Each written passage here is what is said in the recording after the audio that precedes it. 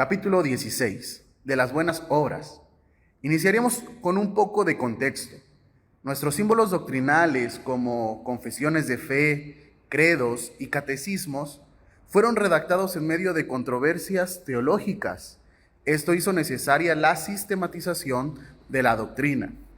Es por ello que muchas veces debemos dar un vistazo a nuestra historia para saber el porqué de algún capítulo o un fragmento de nuestros símbolos doctrinales. En cuanto a nuestras confesiones, combatir las herejías romanistas y posteriormente las herejías nacientes. Este capítulo combate dos extremos de una herejía y surgen de la siguiente pregunta: ¿dónde podemos postular o encajar las buenas obras? El legalismo y el antinomianismo son posturas extremas que tienen respuestas diferentes, las cuales estudiaremos antes de introducirnos por completo a nuestra confesión. Pero, ¿qué es el legalismo y qué es el antinomianismo? Comencemos con el legalismo. El legalismo, dentro del pensamiento cristiano, tiene una connotación que aún dentro de la iglesia se malentiende el concepto. Un joven podría decir: en mi iglesia son bien legalistas, me han llamado la atención por ir a los antros y bares. Bueno, querido joven, esto no es ser legalista, esto es seguir el mandato de Dios. En Efesios 4:22 nos dice: en cuanto a la pasada manera de vivir, despojaos del viejo hombre que está viciado conforme a los deseos engañosos.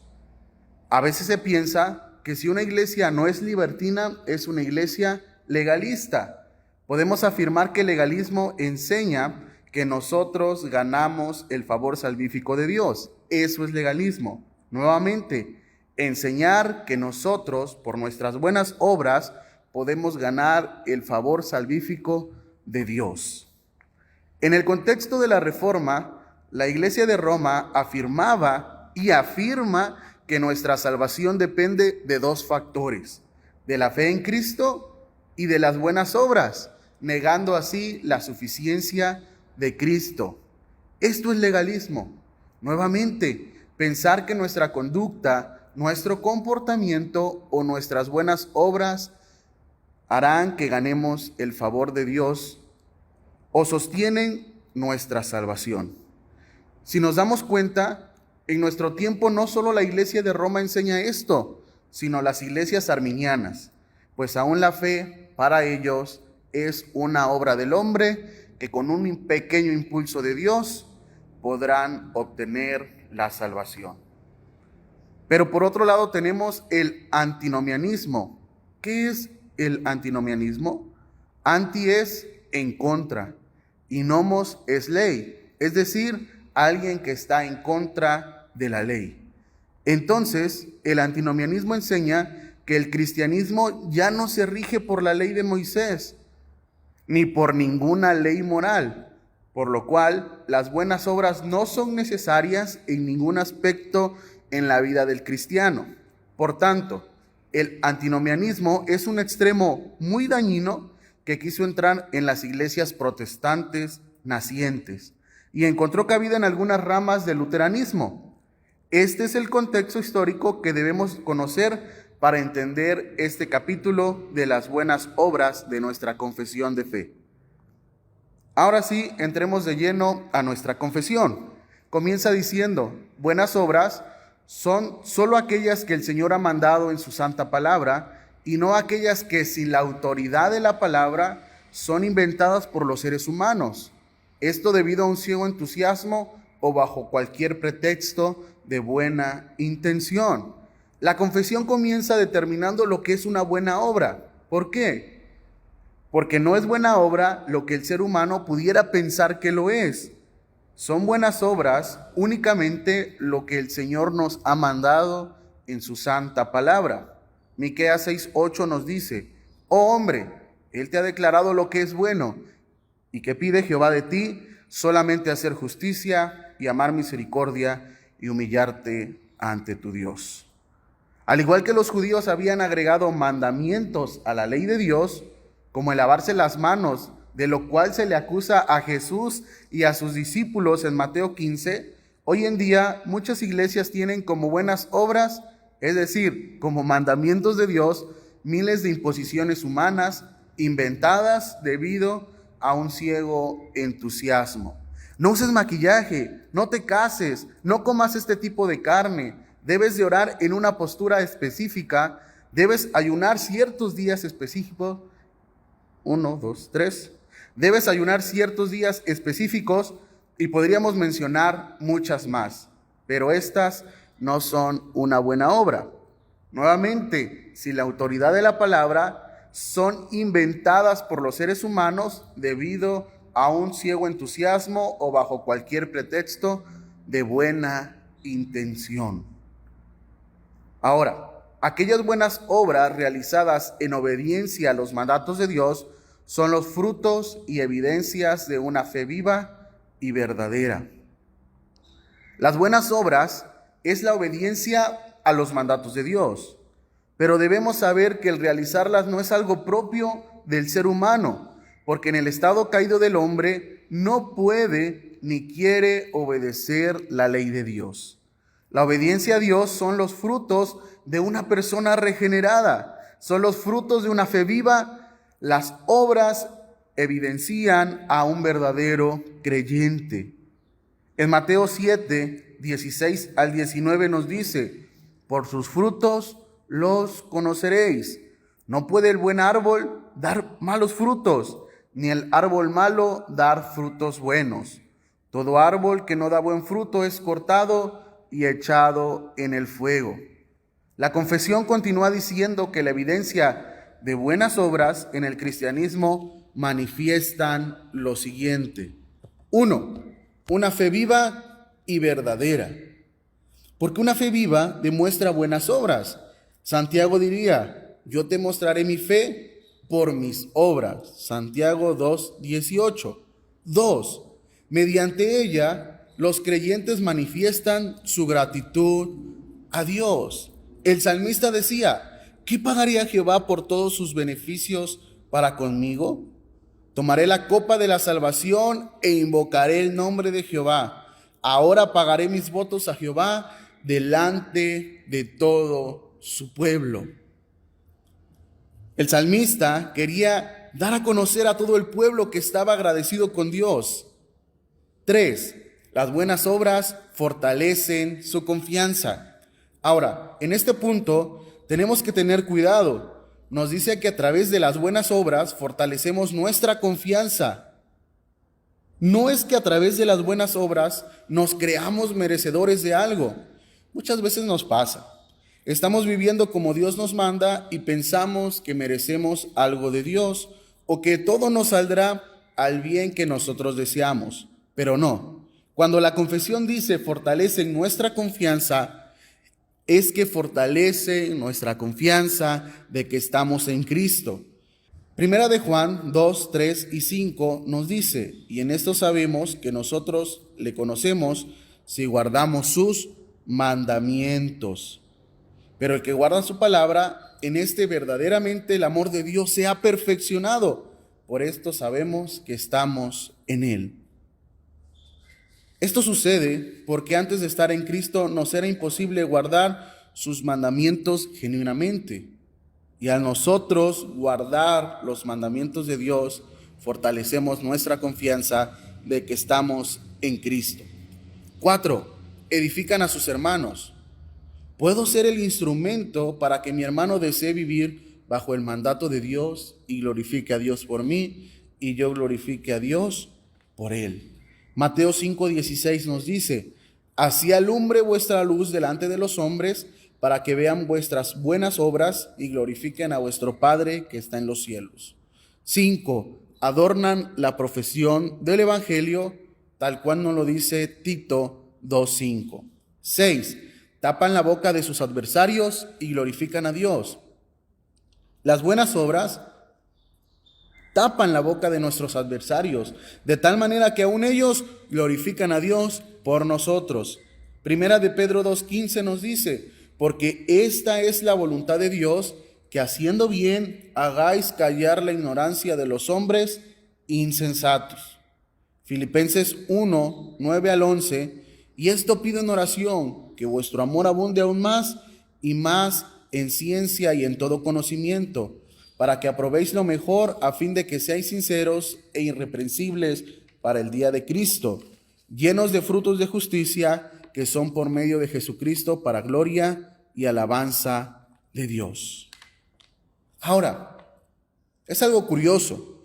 Vemos a gente dando dinero a la caridad, personas con un comportamiento correcto, moralmente hablando, gente que prefiere ir a la cárcel antes de huir por atropellar a alguien, gente que no es conversa, que te apoya económicamente sin esperar nada a cambio, etc.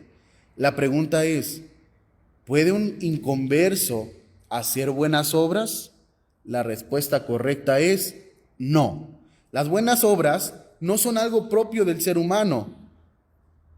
Para profundizar más en esto, debemos saber qué ocurrió en la caída.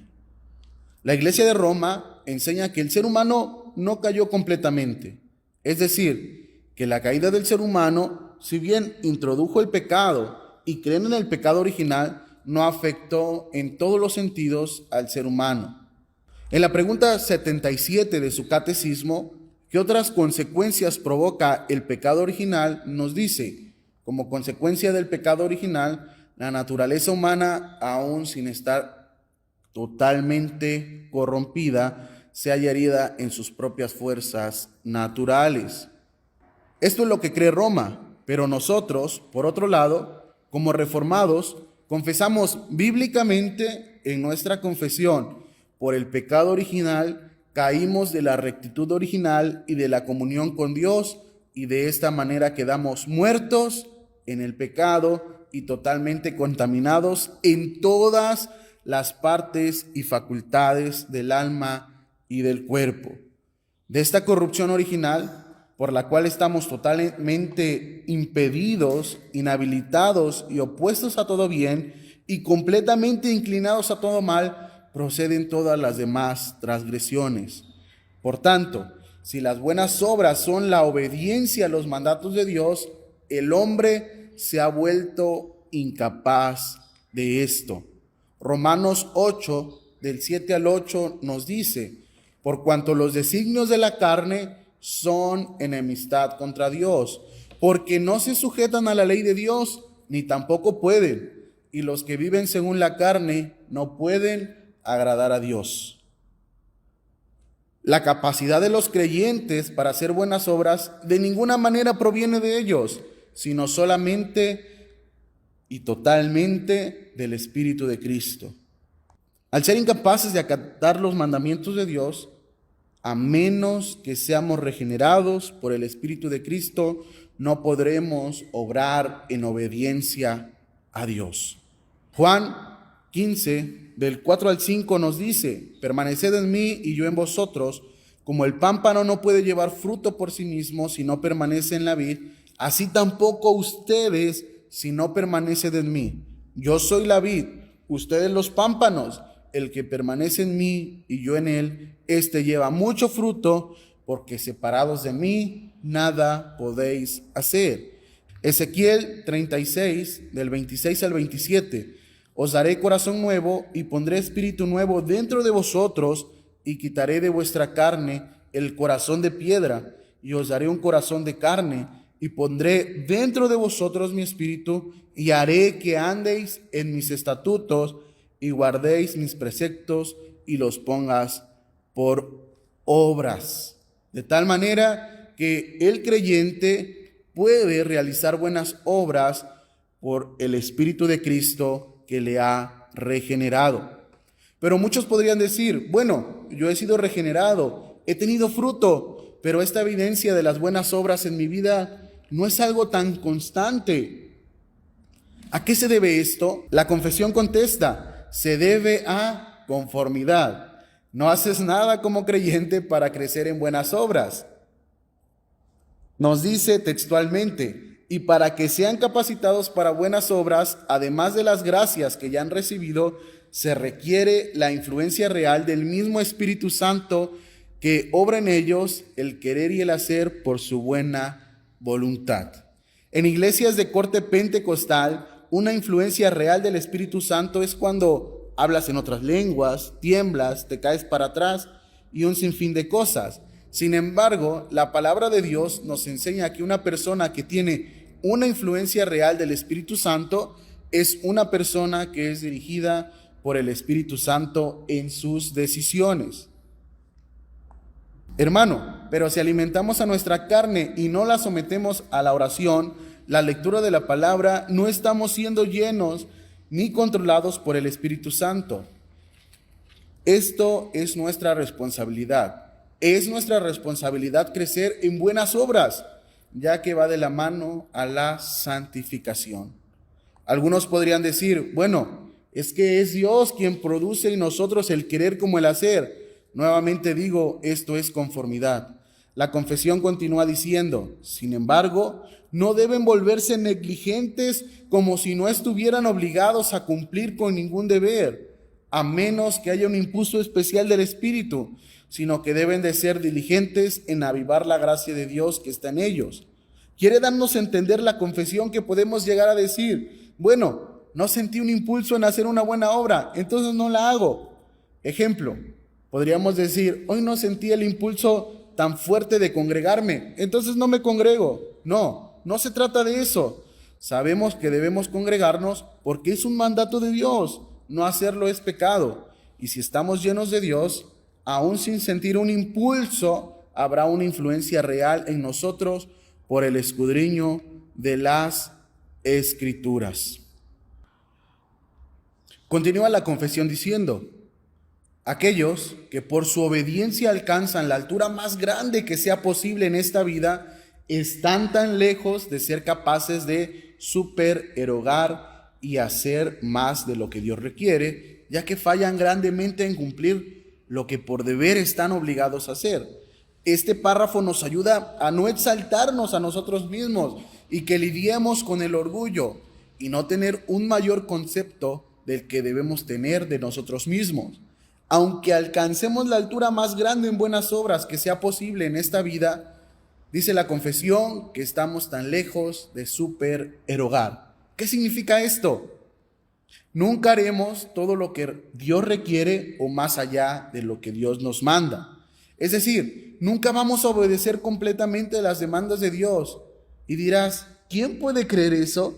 ¿Quién puede creer que puede obedecer todo lo que Dios manda? Bueno, la iglesia de Roma sí creía que podía y que podías hacer más de lo que Dios exigía para salvación. La doctrina católica romana de la supererogación enseña que la suma total de los méritos de Cristo es mucho mayor de lo que se requería para la salvación del hombre. De la misma manera, los santos habían hecho más y habían sufrido más de lo requerido para su salvación. Entonces, estos méritos superabundantes eran depositados en el tesoro espiritual de la iglesia y estaban a disposición del Papa. Como la iglesia es una sola y está unida orgánicamente, entonces, tanto en este mundo como en el venidero, estos méritos superabundantes podrían traspasarse a aquellos santos que no tenían los méritos suficientes para obtener su salvación. La compra de indulgencias, por ejemplo, podía ayudar a los creyentes sin suficientes méritos para su salvación. A este extremo llegó la doctrina de la salvación por obras y por la compra de indulgencias. Por eso comentaba yo en un inicio que es necesario conocer el contexto en el que fue escrita nuestra confesión. Hermanos, aun si pudiéramos hacer todo lo que Dios nos manda, no es algo de lo que nos gloriemos. Al final, solo estaremos haciendo lo que nos corresponde. Lucas 17:10. Así también ustedes, cuando hayáis hecho todo lo que os ha sido ordenado, decid, siervos inútiles somos, porque lo que debíamos hacer, hicimos. Continuando, mediante nuestras mejores obras, no podemos merecer el perdón del pecado o la vida eterna de parte de Dios, debido a la gran desproporción que hay entre ellas y la gloria venidera, y debido a la infinita distancia que existe entre nosotros y Dios, a quien no podemos beneficiar ni satisfacer por la deuda de nuestros pecados. anteriores. Ahora, puesto que las buenas obras son hechas por nosotros, están manchadas y mezcladas con tanta debilidad e imperfección que no pueden soportar la severidad del juicio de Dios. Surge otra pregunta. Si es que manchamos aún las buenas obras por los vestigios de la naturaleza caída que aún queda en nosotros, ¿por qué Dios las acepta? ¿Por qué Dios las acepta como buenas obras? Porque Dios nos acepta en Cristo. La confesión responde: no obstante, al ser aceptadas las personas de los creyentes por medio de Cristo, sus buenas obras también son aceptadas. Y recalca la confesión: no como si sus buenas obras fuesen en esta vida enteramente irreprochables o irreprensibles ante los ojos de Dios, sino que Dios, mirándolas en su Hijo, se place en aceptar y recompensar aquello que es sincero, aunque esté acompañada de muchas debilidades e imperfecciones. Hermano, Dios nos ve en su Hijo Cristo y se complace. Nosotros estamos escondidos en Cristo, de tal manera que cuando el Padre nos ve, ve a Cristo en nosotros y se complace aún en aceptar obras dañadas por nuestro pecado. Amado hermano, es por medio de Cristo que Dios nos ve y puede decir de ti y de mí: este es mi Hijo amado en el cual tengo complacencia. Pero ¿qué pasa si estamos lejos de Cristo? ¿Los no regenerados pueden hacer buenas obras? Como dijimos, es no. Las buenas obras hechas por personas no regeneradas, aunque por esencia sean cosas que Dios manda y sean de buen uso para ellos, por ejemplo, una persona que no anda en chismes le traerá una vida más tranquila. Una persona que no se emborracha tendrá una mejor salud. Sin embargo, aunque pueden ser buenos para ellos y para otros, puesto que no proceden de un corazón purificado por medio de la fe, no son hechas de manera correcta, de acuerdo con la palabra, ni para un fin correcto, el cual es la gloria de Dios. Por lo tanto, estas obras son pecaminosas y no pueden agradar a Dios, ni hacen que una persona sea apta para recibir la gracia de Dios. Porque para que una buena obra, es decir, para que un acatamiento al mandato de Dios sea considerado una buena obra, debe de contener 3 elementos principales. 1, deben proceder de un corazón purificado por medio de la fe. La fe es una evidencia que hemos sido regenerados, de tal manera que el Espíritu Santo puede producir en nosotros buenas obras que le agraden a Dios. 2, deben de ser hechas de manera correcta, de acuerdo con la palabra. Esto ya lo vimos, como en el primer párrafo. Las buenas obras son aquellas que Dios nos ha mandado en su palabra. 3, deben de tener un fin correcto, el cual es la gloria de Dios. Muchos incrédulos hacen obras de caridad, pero su fin no es la gloria a Dios. Es una obra, pero no es una buena obra, sino que lo hacen para ser vistos por otros o procurar ganarse el cielo por ello. Entonces, ¿los incrédulos no tienen que obedecer los mandatos de Dios? La respuesta es sí, porque el no hacerlo también es pecado delante de Dios. Y la confesión nos dice: y no obstante, su descuido de las buenas obras es más pecaminoso y desagradable delante de Dios. Hasta aquí terminamos el capítulo 16 de nuestra confesión de fe. Capítulo 16 de las buenas obras.